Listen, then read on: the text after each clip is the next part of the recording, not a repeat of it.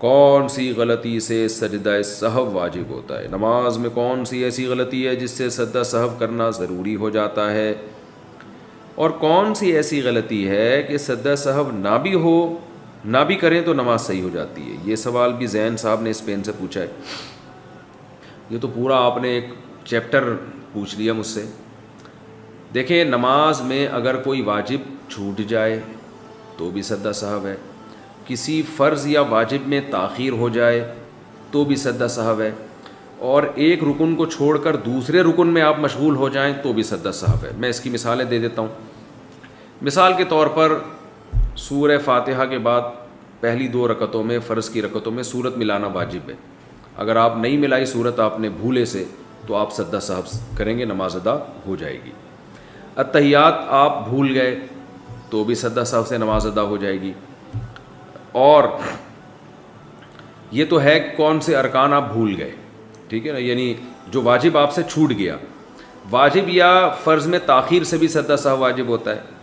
مثال کے طور پر آپ سنت موقدہ پڑھ رہے تھے، 4 سنتیں جو ظہر سے پہلے ہوتی ہیں، یا وطر پڑھ رہے تھے، یا فرض نماز پڑھ رہے تھے، دوسری رکعت کے بعد آپ نے اتحیات پڑھ کے کھڑے ہونا تھا، لیکن آپ کھڑے نہیں ہوئے بلکہ آپ درود شریف پڑھ لیا، آپ نے خاص مقدار تو وعلی آل ابراہیم تک آپ نے آلی جو ہے نا اللہم صلی علی محمد وعلی آل محمد کما صلیت علی، یہاں تک آپ نے درود شریف پڑھ لیا تو تاخیر سے آپ پر سجدہ سہو واجب ہو جائے گا۔ لیکن نوافل میں تاخیر سے نہیں ہوتا، نوافل میں 2 رکعت کے بعد درود شریف پڑھ لیں تو بھی کوئی حرج نہیں ہے۔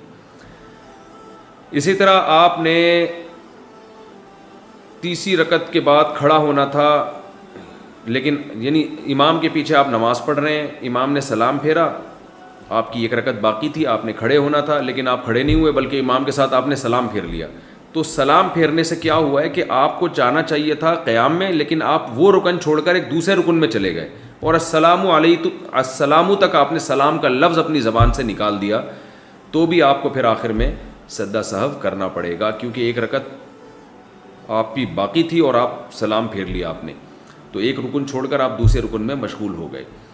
تو یہ کچھ احکام ہیں جو عام طور پہ لوگوں سے غلطیاں ہو رہی ہوتی ہیں، تو ان غلطیوں میں آپ سجدہ سہو کریں گے تو نماز ادا ہو جائے گی۔ اور اگر آپ نے نماز کا کوئی رکن چھوڑ دیا تو پھر سجدہ سہو سے نماز نہیں ہوتی۔ مثال کے طور پر نماز کے بعد آپ کو آخر میں یاد آیا میں تو رکوع کیا ہی نہیں ہے، نماز کے بعد یاد آیا، تو رکوع چھوڑنا تو ایک فرض چھوڑ دیا نا آپ نے، رکن چھوڑ دیا، تو اس کی سجدہ سہو سے تلافی نہیں ہوگی۔ یا نماز میں ترتیب الٹ دیں آپ کہ رکوع آپ نے چھوڑا تو تھا لیکن سجدے میں جا کے یاد آیا کہ میں نے رکوع نہیں کیا ہے، تو پھر آپ کھڑے ہوں گے، دوبارہ رکوع کریں گے، پھر دوبارہ سجدہ کریں گے، تو یہ ترتیب جو آپ سے چینج ہوئی ہے نا، اس کی وجہ سے بھی آپ کو سجدہ سہو کرنا پڑے گا۔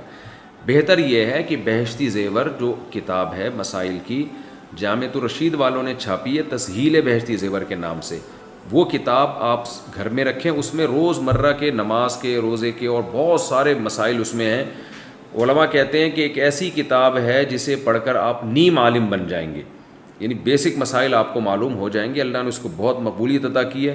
وہ کتاب آپ گھر میں رکھیں اور وہ اپنے مطالعے میں رکھیں، تو انشاءاللہ یہ روز مرہ کے مسائل، نماز کے، روزے کے، زکوٰۃ کے آپ کے حل ہو جائیں گے۔